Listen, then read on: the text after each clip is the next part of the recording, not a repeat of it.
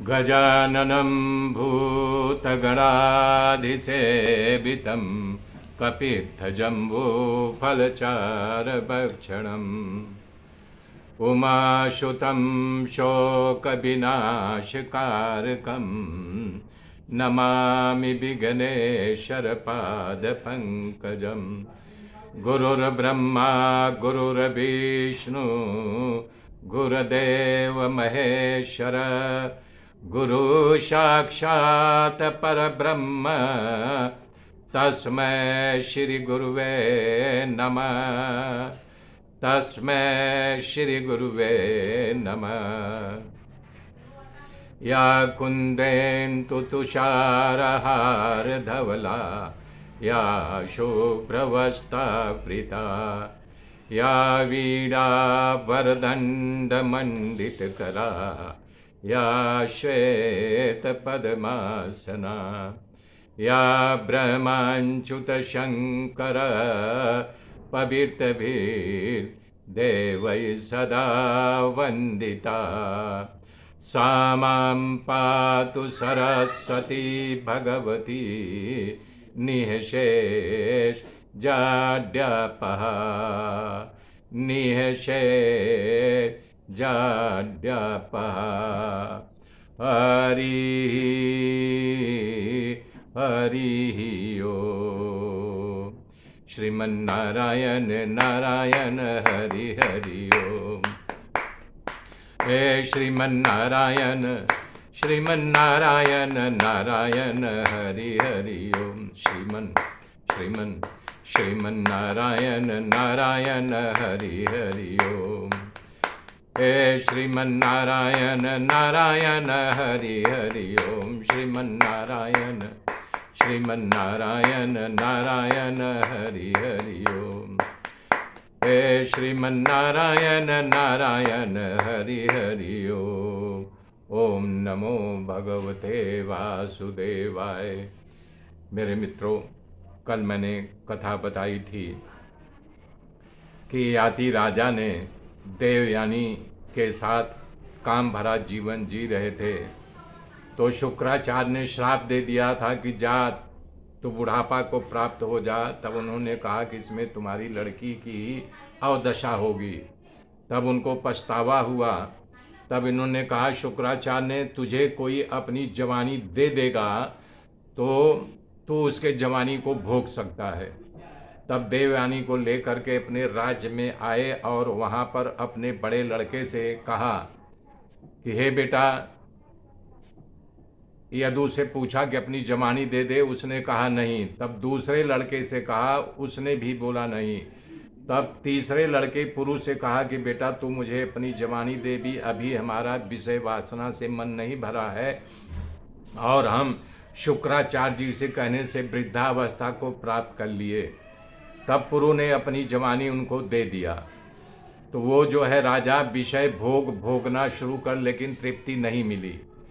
विषय भोगते भोगते एक दिन उनको बड़ी आत्मग्लानि हुई कि बताओ मैं यानी कि कितना बड़ा यानी कि पाप कर बैठा हूँ कि अपने लड़के की जवानी लेकर के विषय कामना को भोग रहा हूँ।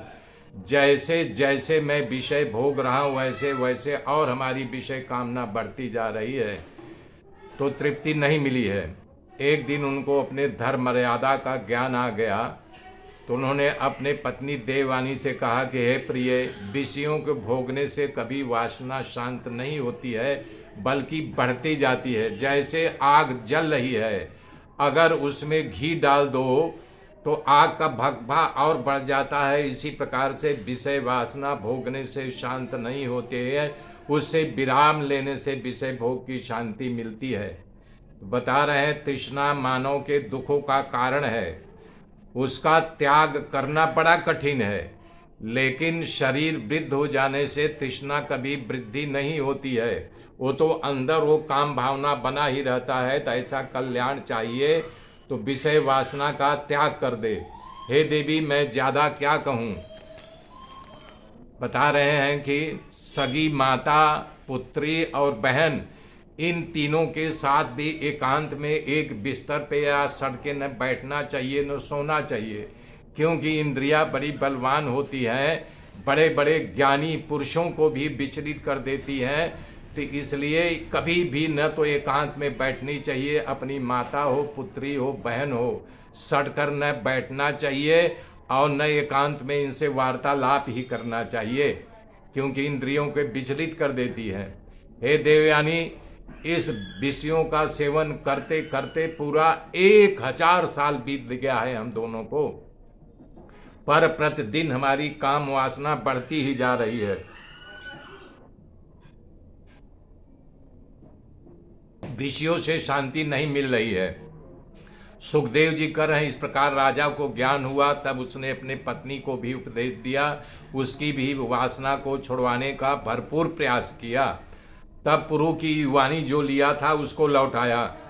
बोले बेटा, मैं इस जवानी को लेकर के क्या करूंगा, काम वासना भोगते भोगते मैं कामांध बन गया हूं। आज मुझे ज्ञान हुआ, तब जो है यति की आसक्ति पर विजय प्राप्त किया, देवयानी की भी आसक्ति के उसने छुड़वा दिया। तो भगवान की कृपा से दोनों तन्मय बन करके भगवान को प्राप्त हो गए। सुखदेव जी कह रहे हैं, हे राजन, यति राजा का पुत्र पुरु राजा बना, उसके यहाँ जन्मेजय नामक पुत्र हुआ। जन्मेजय के यहाँ प्राचीनवान, उसके यहाँ प्रवीर, उसके यहाँ नमस्यु, उसके यहाँ चारुपद, उसके यहाँ सुंधु नामक पुत्र हुआ। फिर उसी के यहाँ बहुगौ, उसके यहाँ सयाति, ये सयाति नहीं दूसरा, उसके बाद रौद्रासव नामक पुत्र हुआ। रौद्रासव धृताची नामक अप्सरा के साथ शादी किया था, उसके द्वारा 10 पुत्र हुए थे। उससे बड़ा पुत्र ऋतु था, उसके यहाँ रंतिभार नामक पुत्र हुआ। रंतिभार को 3 पुत्र हुए, उसमें सबसे बड़ा सुमति था। और सुमति के बाद जो है रम्य हुआ, और इस रम्य के यहाँ दुष्यंत नामक पुत्र हुआ। दुष्यंत की गाथा गाई जाती है कि एक बार दुष्यंत वन में शिकार करने के लिए गए थे, तो कर्ण ऋषि के आश्रम में उन्होंने एक बहुत सुंदर कन्या, हसीन कन्या को देखा। उसको देखते ही उनका मन उनकी तरफ आकर्षित हो गया। तो उन्होंने कहा, हे कमल जैसी नेत्र वाली, तुम कौन हो, तुम्हारे पिता कौन है, इस निर्जन वन में तुम क्या कर रही हो और क्या करने के लिए उद्देश्य से आई हो। मेरे निर्जन वन में तुम अकेली बैठी हो और तुम्हारे नयनों को देख करके हमारा हृदय जो है अपना स्थान छोड़ दिया है, प्रकार से आपका नयन मुझे घायल कर दिया। तुम जरूर कोई राजकन्या हो, बताओ सही सही, तुम पूर्ववंशी राजाओं का मन कभी भी अधर में नहीं जाता, इसलिए तुम अपना परिचय दो। तब वो सुंदर कन्या ने कहा कि मेरा नाम शकुंतला है, मैं विश्वामित्र की पुत्री हूँ। हे महाराज, मेनका नामक अप्सरा हमारी माता है, विश्वामित्र के संयोग से हमारी प्राप्ति हुई है। वो लोग मुझे वन में छोड़ दिया है, कर्ण ऋषि मेरा पालन पोषण किया है। हे वीर, आप कहो मैं आपकी क्या सेवा करूं। ऐसा कह करके शकुंतला दुष्यंत का स्वागत किया। स्वागत करने के बाद दुष्यंत से कहा कि हे सुंदरी, एक कौशिक वंश में उत्पन्न हुई है, इसलिए मेरा स्वागत किया है, तुम्हारे योग्य ही है। राजकन्या अपना वन स्वयं जो है पसंदगी करती है, इसमें आश्चर्य क्या है।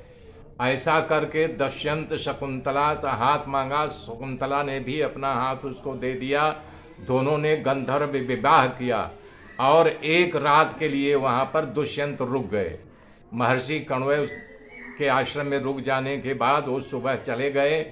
तब वहां पर जात पकर जब ये पुत्र पैदा हुआ, पुत्री, तो उसका जातकर्म किया, संस्कार किया। इसका नाम भरत रखा। बहुत शक्तिशाली था। बचपन में भरत सिंहों के साथ खेला करता था, सिंह के बच्चे को पकड़ करके उसका दांत गिना करता था, इतना वीर था। तो वो अपने पिता के पास उसकी यानी कि माता शकुंतला लेकर के भरत को गई, तो उन्होंने, दुष्यंत ने कहा कि मैं पहचानता ही नहीं। तभी आकाशवाणी हुई कि हे राजा, तुम भूल कर रहे हो, ये तुम्हारा पुत्र है। माता तो तुम्हारा आधार थी, धामड़ जैसे है, लेकिन तुम्हारा पुत्र है। तब दुष्यंत आकाशवाणी सुन करके भरत को अपने गले से लगा लिया और माता को भी ले लिया, जो कि आज इसका यश गाने में आता है। ये समर्थ राजा जो है आज भी इसका लोग यश गान करते हैं। तो बता रहे हैं इसके यहाँ दीर्घ तमा नामक ऋषि जो है आचार्य पद से गंगा जी के किनारे गंगोत्री से लेकर के गंगा सागर तक 55 अश्वमेध यज्ञ कराया और यमुना के किनारे यमुनोत्री से लेके प्रयाग तक 78 अश्वमेध यज्ञ कराया। इन तमाम यज्ञों ने सम्राट में भरत जी इतना दान दिया था कि ब्राह्मण लोग भवचक्का हो गए। भागवत में लिखा है कि 13,084 गायें एक ब्राह्मण को मिला था। बताओ कितना दान दिया होगा। और 14 लाख हाथी, सोने से मड़ा हुआ हाथी दान में दिया था। सुखदेव जी कह रहे हैं कि भरत जैसा न कोई यज्ञ किया था, न करेगा, न आगे भविष्य में ऐसा नहीं होगा। ये समझ लो कि भगवान की नीयत थी, भगवान का आशीर्वाद था। दुष्यंत पुत्र महाराज भरत 26,000 वर्षों तक राज्य किया था और विदर्भ देश के नरेश की कन्या, 3 कन्याओं से उनकी पत्नी थी। उस पत्नियों द्वारा उत्पन्न पुत्र में संतोष नहीं हुआ, तब यज्ञ करवाने में अनुभवी भरत अच्छे पुत्रों की प्राप्ति के लिए मरुत्सोत्सम नामक यज्ञ करवाया। मरुत्सोत्सम नामक यज्ञ करवाने से सुंदर पुत्र की प्राप्ति होती है। तब मरुदगणों की कृपा से उनके भरद्वाज नामक पुत्र मिला था। मेरे मित्रों, भरद्वाज के जन्म की कथा ऐसी है कि एक बार बृहस्पति अपने भाई उथत की पत्नी के साथ व्यभिचार प्रतिक्रिया करने की इच्छा हुई। वो गर्भवती थी। उस घर में बैठा बालक कहा, अरे मैं घर में बैठा हूं, तुम कर रहे, तो उन्होंने श्राप दे दिया कि अंधा हो जा। तब जबरन अपने भाई की पत्नी के गर्भ में गर्भाधान किया। उतथ की पत्नी ममता घबरा गई, तो बोला हमारा पति सुनेगा, हमारी हत्या कर देगा। आगे की गाथा मैं कल जोड़ूंगा मित्रों। तब तक के लिए जय श्री राम, जय श्री राम, जय श्री राम।